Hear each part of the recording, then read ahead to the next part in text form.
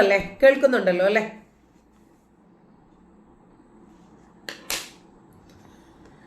ഇപ്പോ ഇരുമ്പ് നിക്കറിട്ട് കേരളത്തിൽ നിന്നാണ് വിശുദ്ധ യുദ്ധം സ്റ്റാർട്ട് ചെയ്യുന്നത്. നമ്മൾ കഴിഞ്ഞ ദിവസം പഹൽഗാം ഭീകരാക്രമണത്തെ തുടർന്ന് കേരളത്തിലുണ്ടായ ചില അട്ടഹാസങ്ങൾ കണ്ടിരുന്നല്ലോ.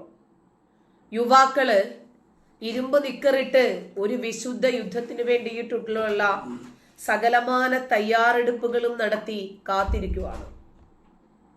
ഒന്നുകൂടി അതങ്ങനെ അത്ര പെട്ടെന്ന് നമുക്ക് അങ്ങ് മറക്കാൻ പറ്റാവുന്ന സംഗതി അല്ലല്ലോ.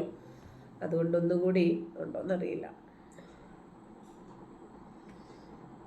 ഇല്ലാന്ന് തോന്നുന്നു, അത് പോയി എൻ്റെ കയ്യിൽ നിന്ന്. നമ്മുടെ എന്താണ് എൻ്റെ പേര്, സനൂഫ് അല്ലേ? മുഹമ്മദ് സനൂഫ് ആളാണ്. ഉണ്ട്, വിശുദ്ധ യുദ്ധത്തിന് വേണ്ടിയിട്ട് കാത്തിരുന്നത്. ഈ മഹാരഥനാണ്. നമ്മൾ കാത്തിരുന്ന വിശുദ്ധ യുദ്ധം ഉടനെ തന്നെ ആരംഭിക്കുമോ എന്നൊക്കെ ചോദിച്ചിട്ട് ആവലാതികൾ പങ്കുവച്ച വ്യക്തിത്വം ഇദ്ദേഹമായിരുന്നു. ഇദ്ദേഹത്തിന്റെ ഒരു എഴുത്ത് നമ്മൾ പലവട്ടം റിമൈൻഡ് ചെയ്തതാണ്. ഇവനിപ്പോ എന്നെ കൊല്ലണമെന്നും പറഞ്ഞ് നടക്കുക ഈ കാക്കാനെ. കാരണം മറ്റു മാധ്യമങ്ങളൊക്കെ ഇവനെ വെറുതെ വിട്ട സമയത്ത് കൂടുതൽ ആളുകളിലേക്ക് ഇവന്റെ ചിന്താഗതി എത്തേണ്ടതുണ്ട് എന്ന് മനസ്സിലാക്കിയിട്ട് നമ്മൾ കൂടുതൽ ഈ വിഷയം പൊലിപ്പിച്ച് നിർത്തിയത് കൊണ്ടാണ് എന്തെങ്കിലും രൂപത്തിൽ ഇവനെതിരെ ഒരു നിയമ നടപടി പോലും ഉണ്ടായതും ഇവൻ എന്താണ് എന്ന് കൂടുതൽ കേരളക്കര മനസ്സിലാക്കിയതും. ആരിഫിന്റെ ചാനലിൽ വരാറുണ്ട് അത്രേ, ബുഖാരി പറയുന്നു. ആരിഫിന്റെ ചാനലിൽ നിരന്തരം വരാറുണ്ടെന്ന്. അപ്പൊ നമ്മുടെ നമ്പറിൽ ഇവൻ കയറി വന്നിട്ട് കുറെ വോയിസുകളൊക്കെ അയക്കുകയും കുറെ മെസ്സേജുകളൊക്കെ അയക്കുകയും ഒക്കെ ചെയ്തിട്ടുണ്ട്. അപ്പോ എന്തായിരുന്നാലും ശരി, അതിന്റെ പരിണിത ഫലം അനുഭവിക്കാൻ താൻ തയ്യാറാണ്, എന്തു വന്നാലും എന്നാണ് അവൻ തുനിഞ്ഞിറങ്ങിയിട്ടുള്ളത്. എന്തായിരുന്നാലും അവന്റെ അവിശുദ്ധ യുദ്ധത്തിന് വേണ്ടിയിട്ട് ഇവൻ തയ്യാറെടുത്തിരിക്കുന്നത് ഒന്നുകൂടി നമുക്കൊന്ന് കാണാം. ഇങ്ങനെയാണോ എന്റെ സഹോദരങ്ങൾ ഈ കാഫിറിനെ കൊന്നുകളഞ്ഞത്? പഹൽഗാം ഭീകരാക്രമണത്തിൽ 29 പേരെ ജാതി ചോദിച്ചു, മതം ചോദിച്ച്, ലിംഗം നോക്കി കൊന്നല്ലോ. അതിനെക്കുറിച്ചിട്ട് ഇവൻ എഴുതിയ ഏഷ്യനെറ്റ് ന്യൂസിന്റെ കമന്റാണ്. ഏഷ്യനെറ്റ് ന്യൂസിലാണ് ആ വിഷയം വന്നത്. അതിന്റെ താഴെ ഇവൻ എഴുതിയിരുന്ന വിശുദ്ധ കമന്റാണിത്. ഈ കാഫിറിനെ കൊന്നുകളഞ്ഞത് നന്നായി, ഇന്നല്ലെങ്കിൽ നാളെ കാശ്മീർ ഞങ്ങൾ പിടിച്ചെടുക്കും. അതായത് ഇപ്പോ അവൻ പാകിസ്ഥാൻകാരനാണ്, ഇപ്പോ ഇന്ത്യയിലാണല്ലോ കാശ്മീർ ഉള്ളത്. അതുകൊണ്ട് കാശ്മീർ ഇന്നല്ലെങ്കിൽ നാളെ ഞങ്ങൾ പിടിച്ചെടുക്കുമെന്ന് ഇവൻ ഓർമ്മിപ്പിക്കുവാണ് നമ്മൾ. എന്നിട്ട് ഇന്ത്യയിൽ നിന്നും കാശ്മീരിനെ വേർപെടുത്തും. എന്നിട്ട് പാകിസ്ഥാന്റെ ഭാഗമാക്കി മാറ്റുമെന്ന്. മറ്റ് ലോകരാജ്യങ്ങൾ ഇന്ത്യയെ കാർക്കിച്ച് തുപ്പും. അപ്പൊ ഇവ പാകിസ്ഥാനിലായിരിക്കുമല്ലോ. കാശ്മീർ അപകടത്തിലാണ് എന്ന് ലോകം തിരിച്ചറിയും. എന്റെ സഹോദരങ്ങൾ ഇന്ത്യയിലേക്ക് കടന്നു കയറി ഇന്ത്യൻ മുസ്ലിംസിനെ സംരക്ഷിച്ച് ബാക്കി മനുഷ്യരെ കൂട്ടമായി നശിപ്പിച്ചിരിക്കും. കാലങ്ങളോളമായി കാത്തിരിക്കുകയായിരുന്നു വിശുദ്ധ യുദ്ധത്തിനു വേണ്ടി. ഞങ്ങളെ ഇന്ത്യൻ ആർമി കൊന്നിരിക്കും. സ്ലീപ്പർ സെൽസിനെ നിങ്ങൾക്ക് കൊല്ലാൻ കഴിയൂ. ഞങ്ങളുടെ ആശയവും ലക്ഷ്യവും ഒരിക്കലും മരവിപ്പിക്കാനും ഇല്ലാതാക്കാനും സാധിക്കില്ല. നാരേ തക്ബീർ എന്ന് ഉച്ചത്തിൽ വിളിച്ചുകൊണ്ട് ഒരു ദിവസം നിന്റെയെല്ലാം അടുത്ത് ഞങ്ങൾ എത്തിയിരിക്കും. ഇത് എന്തുകൊണ്ടാണെന്നറിയാമോ? ഈ വിഷയം വീണ്ടും വീണ്ടും വീണ്ടും നമ്മൾ ഓർമ്മിക്കുകയും ചർച്ച ചെയ്യുകയും ഇവനെ പോലെയുള്ള ആളുകളെ കുറിച്ച് നമ്മൾ പഠിക്കുകയും ചെയ്യണമെന്ന് പറയുന്നത് ഇത് ഒരുത്തന്റെ അഭിപ്രായമാണ് എന്ന് നമ്മൾ തെറ്റിദ്ധരിക്കരുത്. ഇതൊരിക്കലും ഈ മുഹമ്മദ് സനൂഫ് എന്ന് പറയുന്ന ഒരുത്തന്റെ മാത്രം അഭിപ്രായം അല്ല. അവൻ പറഞ്ഞു കേട്ടില്ലേ, വിശുദ്ധ യുദ്ധത്തിനു വേണ്ടി ഞങ്ങൾ കാത്തിരിക്കുകയാണെന്ന്. ഇപ്പോ ഇറാനും ഇസ്രയേലും തമ്മിലുള്ള യുദ്ധത്തിൽ ഇറാൻ ജയിക്കണമെന്ന് പറഞ്ഞ് ഇസ്രയേലിലെ ജൂതന്മാരെ പരാജയപ്പെടുത്തണമെന്ന് പറഞ്ഞ് വെള്ളിയാഴ്ച ദിവസങ്ങളിലുള്ള കുത്തുബകളില് ഇനി നമുക്ക് കേൾക്കാം നിരന്തരം അഭിപ്രായങ്ങളും കേൾക്കാൻ പറ്റും. ഇസ്രായേൽ എന്തെങ്കിലും തിരിച്ചങ്ങോട്ട് ചെയ്താൽ ഇവരുടെ ഇരവാദ കരച്ചിലും നമുക്ക് അധികം താമസിയാതെ തന്നെ കേൾക്കാം. അപ്പൊ ഇവരുടെ ലക്ഷ്യം കാശ്മീര് പിടിക്കുക എന്നത് മാത്രമല്ല. അതാണ് നമ്മൾ അടിവരയിട്ട് മനസ്സിലാക്കേണ്ടത്. ഇന്ത്യയിലേക്ക് നുഴഞ്ഞു കയറി കാഫിറുകളെ മുഴുവനും ഉന്മൂലനം ചെയ്യണം, കാഫിറുകളെ ഇല്ലായ്മ ചെയ്യുക. നമ്മൾ ബയോളജിക്കലി പെറ്റുപെരുകിക്കൊണ്ടിരിക്കുന്നതിനോടൊപ്പം തന്നെ കാഫിറുകളെ ഇല്ലാതാക്കുക കൂടി ചെയ്താലല്ലേ നമ്മൾ വിചാരിക്കുന്ന രൂപത്തിലുള്ള ഇസ്ലാമിക രാഷ്ട്രം സ്ഥാപിച്ചെടുക്കാൻ പറ്റും. അതുകൊണ്ട് ഈ കേരളത്തിലെ ഇന്ത്യയുടെ വിവിധ ഭാഗങ്ങളിലെ ശരാശരി മുസ്ലിമിന്റെ ചിന്താഗതി എന്ന് പറയുന്നത് ഇതാണ്. അവരുടെ ചിന്താഗതി അവർ മറച്ചു വയ്ക്കുന്നില്ല. ചില സന്ദർഭങ്ങളിലെങ്കിലും ഇത്തരം വിഷം പുറത്തേക്ക് വമിക്കും. അതിൽപ്പെട്ടതാണ് ഇതൊക്കെ. അപ്പം ഇസ്ലാമിൽ വിശുദ്ധ യുദ്ധമുണ്ട്. ലോകം മുഴുവനും ഇസ്ലാമിന്റെ കാൽ കീഴിൽ കൊണ്ടുവരേണ്ടതുണ്ട്. കാഫിറുകളെ ഉന്മൂലനം ചെയ്യേണ്ടതുണ്ട്.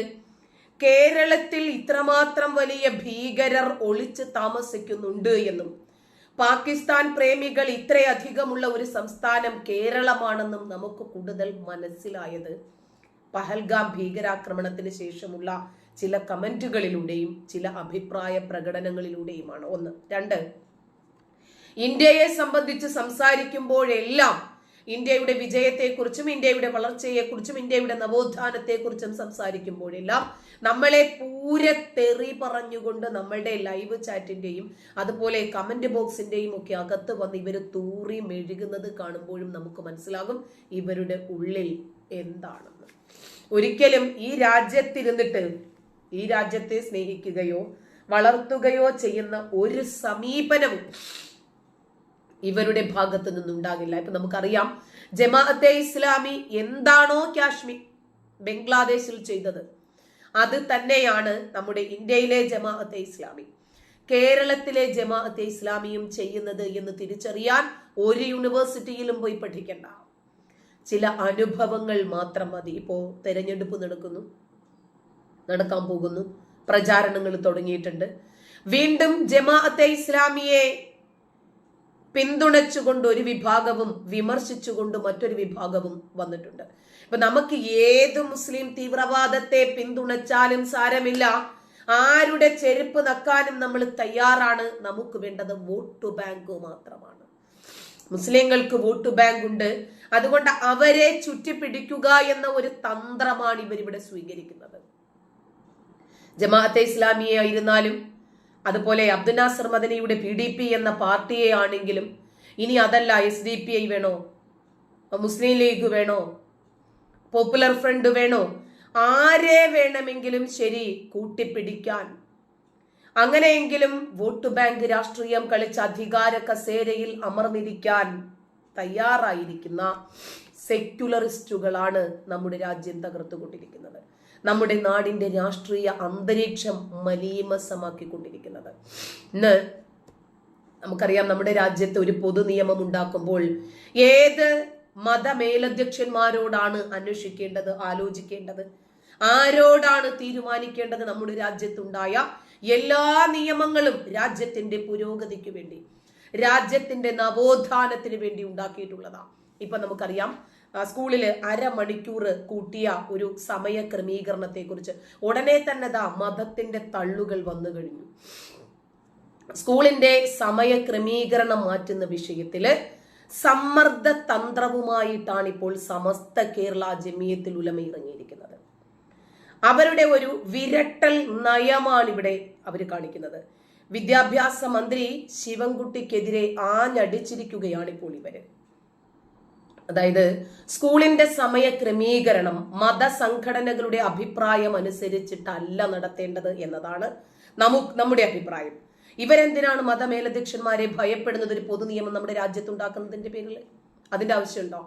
സ്കൂൾ വിദ്യാഭ്യാസത്തിനനുസരിച്ച് മദ്രസകളുടെ സമയം മാറ്റണം, അതാണ് വേണ്ടത്. അവധി ദിവസങ്ങളിൽ അത്തരം കാര്യങ്ങൾക്ക് അവർ ഉപയോഗിക്കണം. അതല്ലാതെ പൊതുവിദ്യാഭ്യാസ രംഗം നശിപ്പിച്ചിട്ട് ഇവർക്ക് മതവിദ്യാഭ്യാസ രംഗം വളർത്തണമെന്ന് വിചാരിച്ച നടക്കുന്ന കാര്യങ്ങളാണോ? കേരളത്തിലെ വിദ്യാർത്ഥികൾ മുഴുവനും സമസ്തയുടെ സമയത്തിനനുസരിച്ച് പഠനം നടത്തണമെന്നാണ് അവർ പറയുന്നത്. അതിന് ഹിന്ദുക്കളായിരുന്നാലും ക്രിസ്ത്യാനികളാണെങ്കിലും മതേതര വിശ്വാസികളാണെങ്കിലും മതരഹിതരാണെങ്കിലും ശരി, സമസ്ത പറയും അതിനനുസരിച്ച് മുന്നോട്ട് പോകണം എന്നാണിപ്പോൾ ഇവരുടെ തിട്ടൂരം. അതിനെ എതിർക്കാൻ സർക്കാരിന് ഭയവുമാണ്. 1000 മണിക്കൂർ ഗുണമേന്മയുള്ള വിദ്യാഭ്യാസം നിർബന്ധമാണ് എന്നിരിക്കെ മറ്റ് സംഘടനകളുടെ താല്പര്യത്തിനനുസരിച്ച് സമയം പരിഷ്കരണം നടപ്പിലാക്കാതിരിക്കാൻ ശ്രമിക്കുന്നത് സർക്കാരിന്റെ വിദ്യാർത്ഥി വിരുദ്ധമായിട്ടുള്ള നിലപാടാണ് വ്യക്തമാക്കുന്നത്. വൈകിട്ട് ക്ലാസ് സമയം കൂട്ടുന്നത് വിദ്യാർത്ഥികൾക്ക് ബുദ്ധിമുട്ടാണ്. വൈകുന്നേരങ്ങളിൽ വിദ്യാർത്ഥികൾക്ക് കായികവും മൂല്യവത്തായിട്ടുള്ള വിവിധ പ്രവർത്തനങ്ങളിലുമൊക്കെ ഏർപ്പെടാനുള്ള സാഹചര്യം ഉണ്ടാകണം. ശരിയാണ്, അതൊക്കെ നമ്മൾ സമ്മതിക്കുന്നുണ്ട്. വിദ്യാർത്ഥികൾക്ക് ഗുണമുണ്ടാകുന്ന ഒരുപാട് പദ്ധതികളുണ്ട് ഇന്ന്. അത് സർക്കാർ അതിനോടൊന്നും മുഖം തിരിക്കാൻ പാടില്ല. അപ്പൊ ആ രൂപത്തിലാണ് പറയുന്നതെങ്കിൽ നമ്മൾ അതിനെ കാര്യക്ഷമമായി എടുക്കും. ഇത് ഞങ്ങൾക്ക് മതവിദ്യാഭ്യാസം കൊടുക്കണം എന്ന് പറയുമ്പോഴാണ് കാലോചിതമായ പരിഷ്കാരങ്ങൾക്ക് ഇന്ന് മുസ്ലിം സമുദായം പുറംതിരിഞ്ഞു നിൽക്കുന്നു എന്ന് നമ്മൾ പറയാൻ കാരണം അതാണ്. സ്കൂളുകളുടെ കാര്യത്തിൽ മതമേലധ്യക്ഷന്മാർ എന്തിനിടപെടണം? കഴിഞ്ഞ വർഷങ്ങളിൽ സമയക്രമത്തിൽ മാറ്റം വരുത്താൻ വേണ്ടിയിട്ട് സർക്കാർ ആലോചിച്ചിരുന്നു. ആ സമയത്തും ഇതേ രൂപത്തിൽ തന്നെ ഇതേ മതമേലധ്യക്ഷന്മാർ സർക്കാർ ഇത്തരം മത സംഘടനയ്ക്ക് മുമ്പിൽ മുട്ടുമടക്കുന്ന ഒരു കാഴ്ചയാണ് നമ്മൾ കണ്ടത്. സമസ്തയുടെ ഭീഷണിക്കനുസരിച്ചിട്ട് എന്തിനു നയം മാറ്റണം? അതായത് നമ്മുടെ കേരള സർക്കാരിന്റെ മതപ്രീണന നയം, ഇത്തരം മതസംഘടനകൾക്ക് പൊതു നിയമം കൂപ്പുകുത്തി നമിച്ചു മുട്ടുമടക്കി നട്ടെല്ലു വളച്ചു നിൽക്കുന്ന കേരള സമൂഹത്തിന്റെ രാഷ്ട്രീയമാണ് ഇന്ന് നമ്മൾ കാണുന്നത്. ഇതിനെ എതിർത്താലുണ്ടല്ലോ, അയ്യോ നമുക്ക് പിന്നീട് നിലനിൽപ്പില്ല കേട്ടോ. ഇതിനെ എതിർത്തുകൊണ്ട്